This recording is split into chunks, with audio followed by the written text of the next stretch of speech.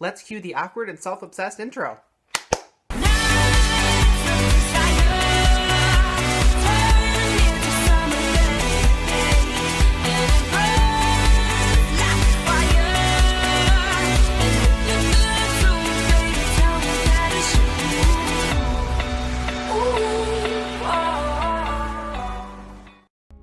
So last week, two queens sashayed away from the competition.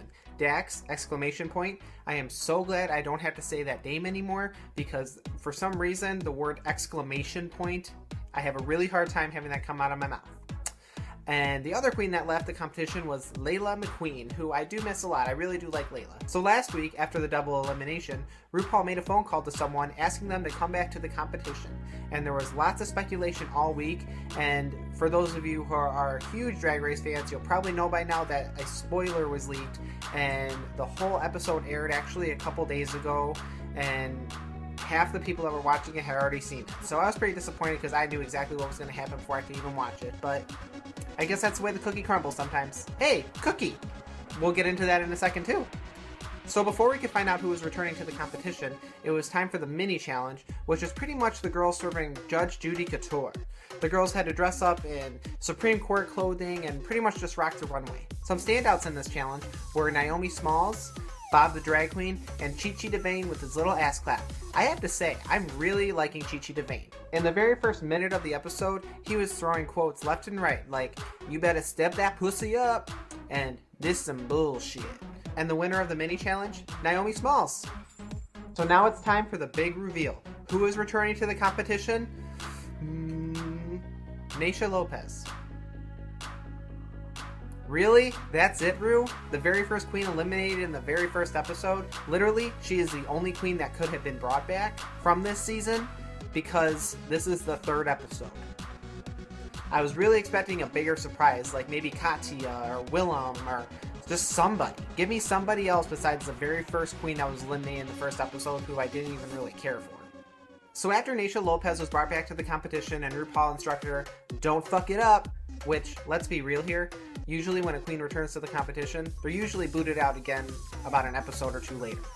So for the Maxi Challenge this week, it was all about RuCo's Empire. Now, I don't watch the show Empire, but I hear that it's a really good show, and after watching this challenge, I think I might have to check it out, except I probably would assume that it's not as over the top as these girls were. So because Naomi Smalls was the winner of the challenge, we had on her team Robbie Turner, Bob the Drag Queen, Chi Chi DeVayne, and Cynthia Lee Fontaine. And then since Naysha Lopez was brought back to the competition, she was the other team captain, and on her team we had Derek Barry, Kim Chi, Thorgy Thor, and Acid Betty. So when it came to casting the characters for these parodies, Kim Chi really wanted to play Cookie, who is the most over-the-top character in this entire skit. But Acid Betty, being the great team player that she is, decided to let Kim Chi know just exactly what she's capable of. So the part of Cookie ended up going to Thorgy Thor, which ended up working in his favor. Playing Cookie on the other team was none other than Bob the Drag Queen. I mean, who else could possibly play that great of a part besides Bob? So once all the characters of the girls were chosen, it was time to actually play out the skit in front of RuPaul and Michelle Visage. And first up was Naysha Lopez's team, and Derek Barry came out in this big black afro and just went out there and said, "What's up?" Shut up, bitch. And then after Naysha Lopez's team was finished, it was time for Naomi Smalls' team to come out, and they also had Faith Evans there watching the girls, and Bob the Drag Queen decided to ask her, "What's the best hand to slap a hoe with?" Personally, I don't really know. I don't slap much hoes, so I couldn't probably give her very good advice. But Faith Evans gave her really good advice. I believe she said it was the left hand. Correct me if I'm wrong. And again, I don't watch this show, but I have to say some of these names are a little confusing to me, like Macaroon and Vanilla Wafer. Are those characters on the show? Cynthia. The line is strong, gay, woman. So for the runway challenge this week, the girls had to be on roller skates. I have to say, if I was doing this challenge, I would be falling on my ass. I am the most clumsy person even when I walk around on my 2 feet. So having some wheels beneath me, can't say that would go too well. So when we got to the main stage, RuPaul came out in roller skates and he roller skated the whole way down the runway, which was pretty cool. And then RuPaul introduced the judges, the usual, Michelle Visage and Carson Kressley, and then we had our guest judges, Tasha Smith, who was on America's Next Top Model, and she always scared the crap out of me because every time she was on Top Model, you knew that it was an acting challenge and that the girls were going to cry. And then we also had Faith Evans. Oh, and I actually watched this episode with my parents, who both of them have never watched Drag Race before, and I don't think they knew exactly what they were getting themselves into. They kept asking about all the judges. Is that a man? Is that a woman? Is that a girl? Is that a boy? Who is that? And I had to explain to them. Mom and Dad, the only judge on the table is the man in the suit, Carson Kressley, and the one with the black hair and the big earrings. So for the main looks on the runway, it was Roller Girl Realness, and Naysha Lopez came out first, and she had a cute little blonde wig and a cute little pink top, but she fell straight on her ass. Great choice bringing her back, Ru. Up next was Thorgy Thor. Oh my gosh, I got kind of a lisp going on here. I liked his outfit. It was kind of just basic, but he had a lot of fun energy on the runway, so I like that. And then Derek Barry came out. It looked like he just took a ton of cling wrap, wrapped it up into a giant ball, and went out onto the runway. Did not care for this look whatsoever. Kim Chi was serving some toucan realness, and I had to say, after watching her on the runway, I was really craving some Fruit Loops. Acid Betty came out of the runway, and I really like her looks. I think that she's someone that we haven't really seen on the show before. She has some really intense looks, but at the same time, she was kind of scaring me. Like, she kind of reminded me of like a crazy witch skater and Mad Max, and it's kind of freaking me out here. Next was Naomi Smalls on the runway, and all I have to say is legs, legs, legs, legs. And then next up was Bob the Drag Queen, and she was serving some Mr. Roboto realness.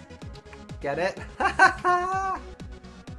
She had a few close calls on the runway, but she did not fall, and even at the end of the runway when she got to it, she slipped, but she held onto the string and did a fierce pose, so she worked it out. Next up was Cynthia Lee Fontaine, and the whole time she was walking down this runway, all I could think was Debbie Does Dallas. Really, Cynthia? Lose the hat. Next we had Chi Chi DeVayne in this cute little green outfit, and she had that little afro puff on her head. Again, I'm becoming a big Chi Chi DeVayne fan, so she looked great. Next up was Robbie Turner, and I'm sorry, but did I hear him say that he scalped his aunt in the 70s?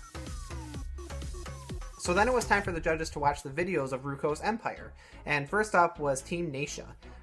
What was Kim Chi saying? But even though I didn't understand anything of what she was saying hardly, I absolutely loved her. I could watch her going on repeat just over and over again. She was very funny. And Thorgy Thor was definitely the spice that that team needed to keep afloat. And is it just me, or did she look just like Peggy Bundy? Hey Thorgy, there's an idea for Snatch Game. And then for Naysha's performance, pretty much kind of kept me questioning the whole time, why was she brought back? And I loved watching Thorgy beat the crap out of Naysha with that broomstick. Honestly, Thorgy, you probably could have taken a couple swipes towards Derek Barry and got that ratty ass wig off his head and stopped him from making a fool of himself.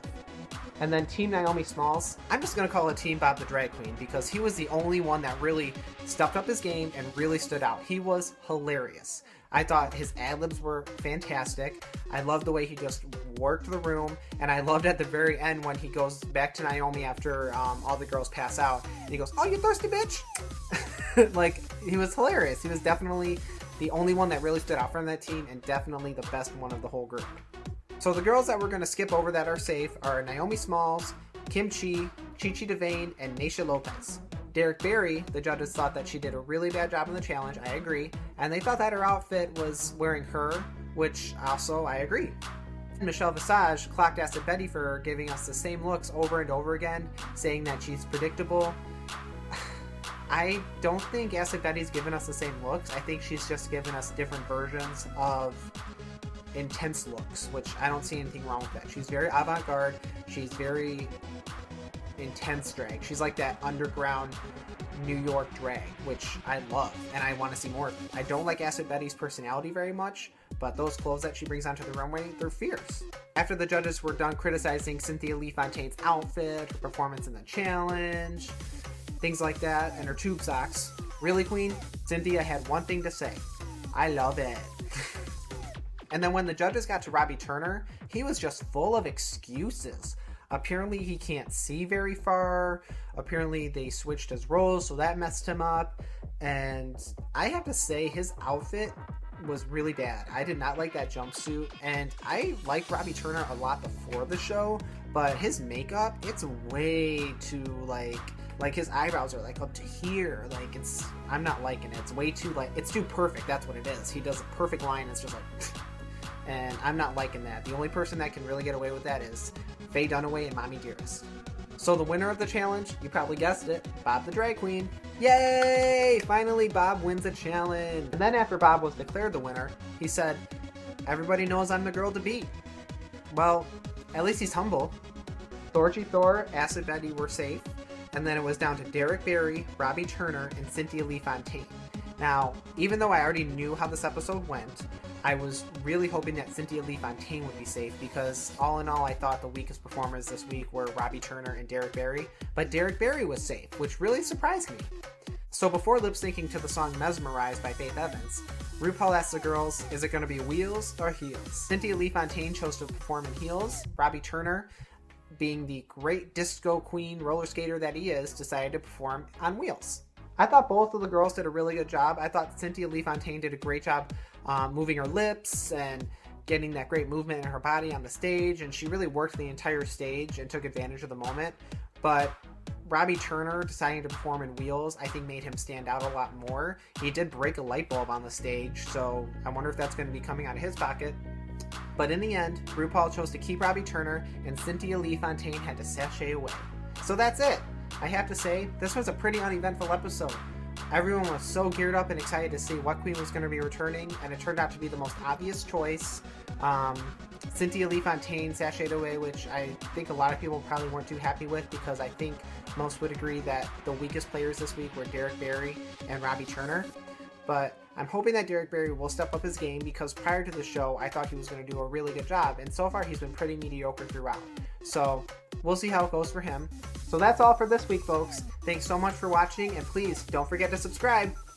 Bye!